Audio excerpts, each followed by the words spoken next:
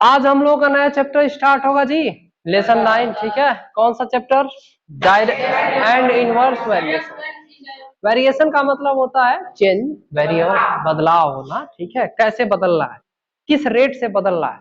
तो जो बदलाव होते हैं दो टाइप्स के होते हैं। वेरिएशन कितने टाइप्स के? दो टाइप्स। एक होता है डायरेक्ट, जैसे आप लोग कहते हो डायरेक्टली चेंज हो गया, और एक कहते हो इनडायरेक्टली चेंज हुआ।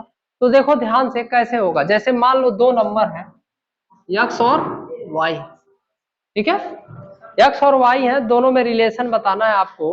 तो यक्स जो है क्या है, डायरेक्टली अगर प्रोपोर्शनल आपको दिखाना है तो क्या करोगे, यक्स इज डायरेक्टली प्रोपोर्शनल, ये डायरेक्ट वेरिएशन है। आ गया समझ में? और जब इसी का कह दे इनडायरेक्ट यानी इनवर्स कह दे तो क्या हो जाएगा, यक्स इज 1/y हो जाएगा। सीधे क्या हो जाएगा, 1/, हो जाएगा। ये प्रोपोर्शनल का सिंबल है, ठीक है, वेरिएशन को दिखा रहा है यहाँ पे। तो जब इनवर्स बोल दे तो 1/, हो जाएगा सीधे, और जब डायरेक्ट का है तो 1/, नहीं रहेगा, यक्स प्रोपोर्शनल वाई। या ऐसे बोलोगे x is directly proportional to y, और यहाँ पे क्या हो जाएगा, x is indirectly proportional to y. Indirect कहेंगे तो यहाँ 1/y हो जाएगा। बात समझ में आएगा? डायरेक्ट में 1/, नहीं रहेगा। ये इनवर्स वेरिएशन है। ये कैसा वेरिएशन है? Direct variation. इनडायरेक्ट हो गया। अब इसको सॉल्व करने के लिए कहा जाएगा, तो ये जब प्रोपोर्शनल हटाओगे, ये सिंबल हटाओगे ना, तो यहाँ कोई कांस्टेंट आएगा, के मान लेते हैं। क्या मान लेते हैं जी? के। बात समझ में आई? यहां भी आप क्या हटाओगे, प्रोपोर्शनल को हटाओगे तो क्या आ जाता है, k/y, ये आ जाता है कांस्टेंट। कुछ भी हो सकता है, के का मान कुछ भी हो सकता है, कांस्टेंट वैल्यू है। बात समझ में आई? अभी इस तरह के क्वेश्चन जब पढ़ेंगे तो आसानी से समझ में आ जाएगा। अब देखो, इसको और चेंज करेंगे तो k का मान निकालेंगे तो क्या हो जाएगा, k बराबर x/y हो जाएगा। हाँ, होगा ना जी? यहाँ और आगे बढ़ोगे तो k का मान निकालोगे तो k बराबर क्या हो जाएगा, xy हो जाएगा। कोई डाउट? तो ये जो होता है डायरेक्ट वेरिएशन होता है, और ये कैसा वेरिएशन होता है जी? बात समझ में आई? क्वेश्चन कर लोगे? चलो अब ध्यान से देखो।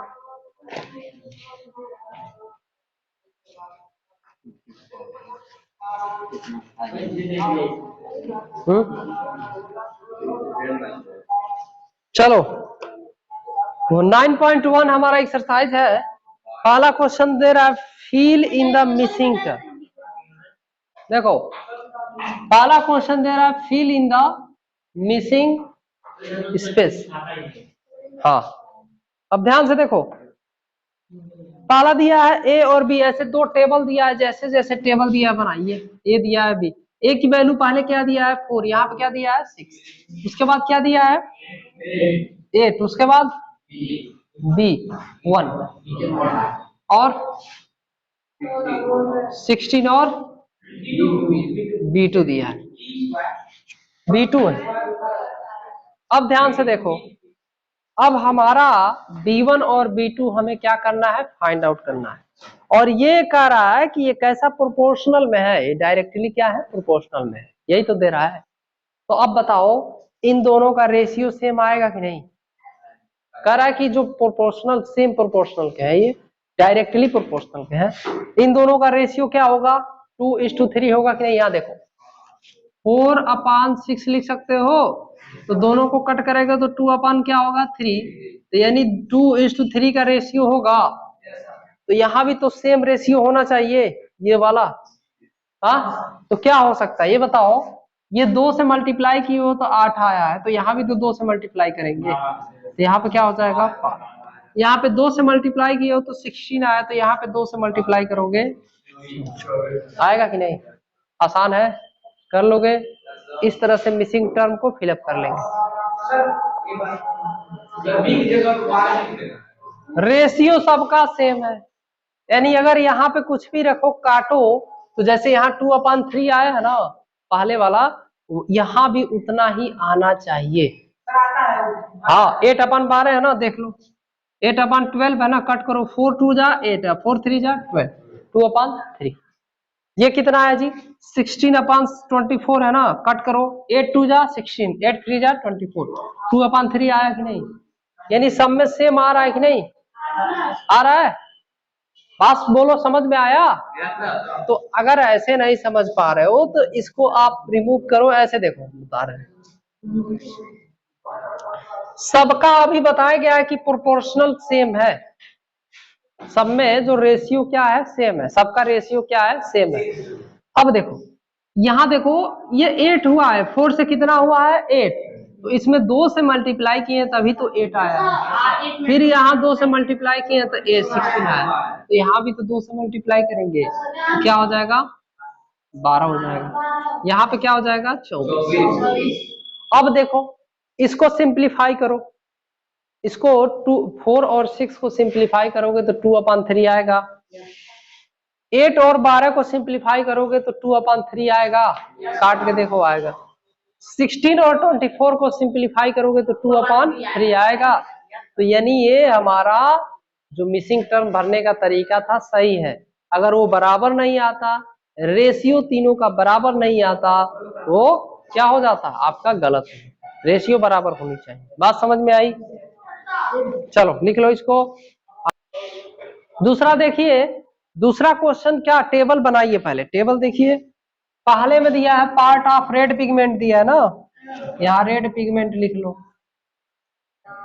क्या दिया है, और ये बेस पिगमेंट दिया है, बेस पार्ट ऑफ बेस, ये 1/, क्या दिया है 8, ये क्या है 4/, यहाँ कुछ नहीं दिया है, 7 यहाँ भी कुछ नहीं दिया है, 12 यहाँ भी कुछ नहीं दिया है, और 20 यहाँ भी कुछ, मतलब हमको क्या करना है, जो मिसिंग टर्म है उसको फिलअप करना है। अभी बताया गया है कि ये जो रेशियो होगा सबका सेम होना चाहिए, तो पहले का रेशियो कितना आ रहा है 1/8 आ रहा है ना, यहाँ देखो कितना आ रहा है जी 1/8, यानी इसको कह सकते हो 1:8 का रेशियो है ना जी, तो यहाँ भी तो 1:8 का रेशियो होना चाहिए, होना चाहिए ना जी।